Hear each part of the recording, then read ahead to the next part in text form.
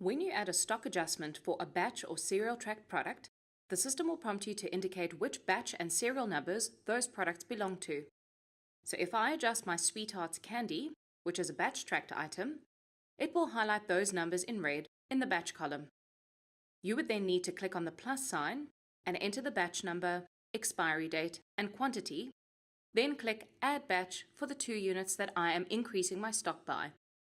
The red numbers should turn green, and you can then proceed with the adjustment.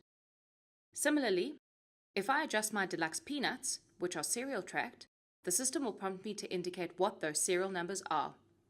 So, I am adjusting my stock down, so I need to select which serial numbers those units had. Once done, the numbers will highlight in green, and I can then go ahead and complete the stock adjustment.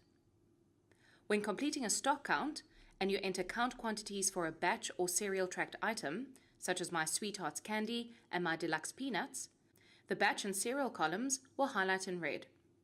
When you click on the plus sign for the batch, the system will display existing batch numbers and ask you to indicate which batch or batches those 150 units belong to.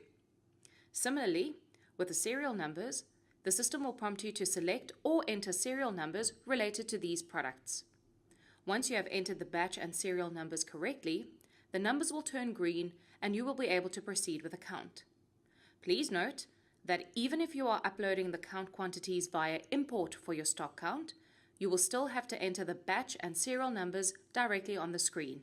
These cannot be uploaded. Thank you for watching.